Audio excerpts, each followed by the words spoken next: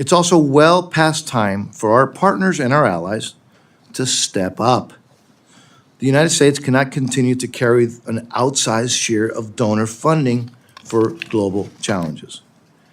So today I'm interested in hearing about what the administration is doing to plan strategically with traditional and non-traditional donors to meet critical needs around the world. In light of all this, I will reiterate what I said at your hearing last year, Administrator. We need to get back to basics, to what we know that works. Because funding and promoting polarizing and politically charged programs will frankly only mean additional cuts to the state foreign operations top line in future years. That's just a statement of fact. Those kind of things jeopardize support from Congress, from the American public, and notably even from our foreign partners, especially when funding is tight. So instead, proven investments in areas with broad bipartisan support is where I think you should focus on making important advances for global development. And so as important as to the what is the who.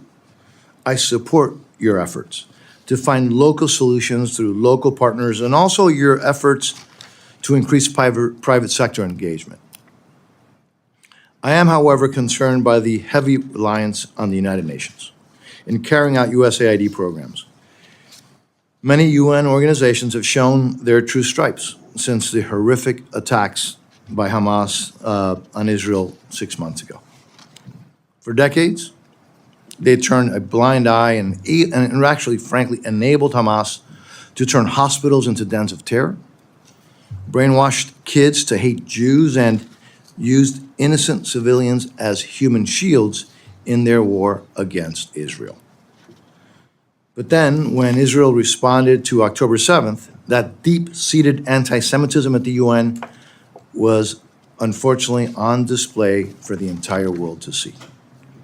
Almost every single UN leader, with the exception of the executive director of the WFP, has spread disinformation attacking Israel, including messages originating from Hamas. The UN humanitarian coordinator thinks Hamas, and has said so, with Hamas's gruesome and inhumane track record is merely a political movement. UNICEF and the World Health Organization continue their blood libel while saying Israel is targeting hospitals and aid workers. Thankfully, the fiscal year 24 appropriation bills prohibits funds to UNRWA, a first step in making it a thing of the past. The bill also requires analysis and reporting from every UN and international organization funded in the bill on addressing the rampant anti-Israel bias and anti-Semitism. And here's the sad part.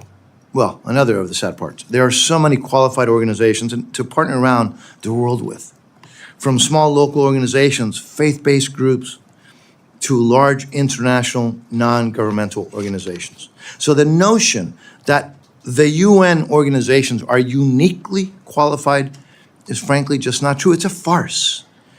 And I really hope that you will work to expand your partner base in all sectors and regions.